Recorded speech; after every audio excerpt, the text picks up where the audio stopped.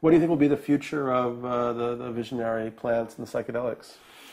I hope that visionary plants and psychedelics are going to have a bright future in our societies. I think, for me, this is an issue I feel very strongly about. I think that we're dealing fundamentally with a human rights issue here, and that is the right of the adult individual to sovereignty over their own consciousness.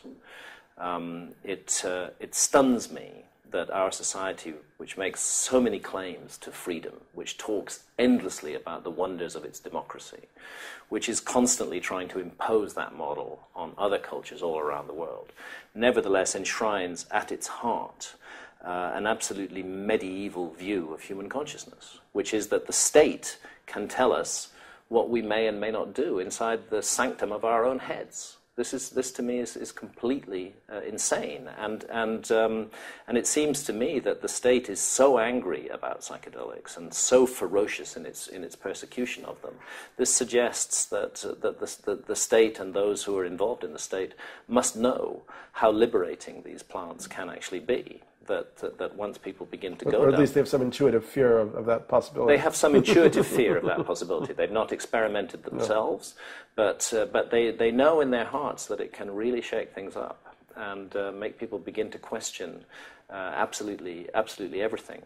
So against this background of fear and state terrorism, nevertheless, over the last 20 years more, in fact, we've seen growing numbers of individuals finding their ways to the visionary plants, and undoubtedly it was chaotic in the 1960s. But what I see happening now, as we get into the 21st century, is a realization that this is a very serious matter. Psychedelics are extremely serious issues, and that it's not something that you just do for recreation or for fun. It's a rather serious pursuit of personal and social inquiry, and that in order to work with psychedelics properly, you need to look after the setting and the circumstances in which individuals take psychedelics. Many of the horror stories that happen with psychedelics happen because the individual was unprepared, was in a very negative setting, was in a negative state of mind.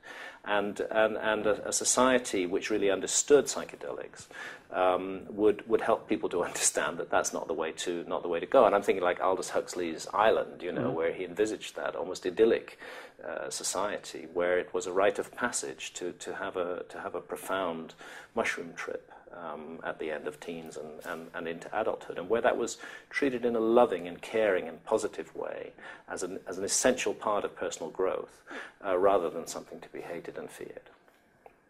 And you feel that cultures like the Egyptians and the Maya, at least maybe for a small ruling elite, there was a kind of diligent pursuit of higher states of consciousness? Yes, I think I'm certain that there was.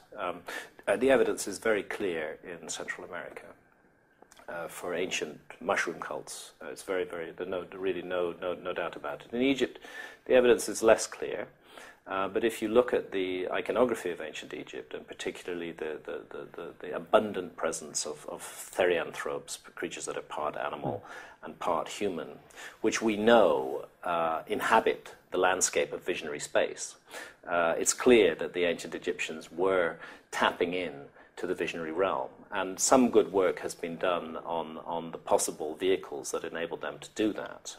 And the Blue Lotus is part of that. And also, perhaps other plants in admixture were used. Did you ever read that Paharich book about psychics? You're working with Amanita muscaria? Mushrooms? No, I haven't read that. It's really interesting. Yeah. I mean, the psychics, some of them beamed into past lives as Egyptian priests and actually channeled the whole way to do the mushrooms, which included making a salve out of it and putting it on their temples. And they started going into very ecstatic visionary states. And finally, at one point, one of the psychics was like, "Look, I can never do that again, because if I go back to that place again, I'm never going to come back here." Right. No, it's a very interesting point.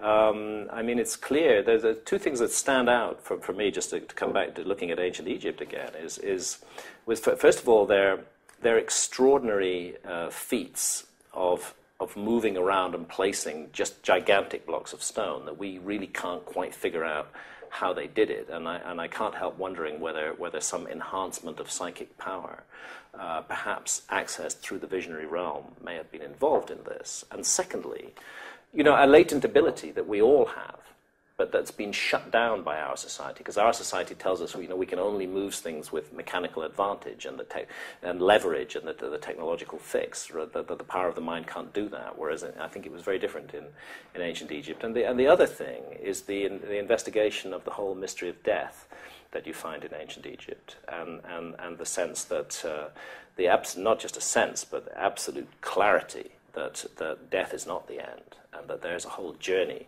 that goes on beyond that. In a way, it's the beginning of the next great adventure. And, the ancient Egyptians, as I said the other night, they put their best minds to work on this problem for thousands of years. Mm-hmm. And what do we put our best minds to work on?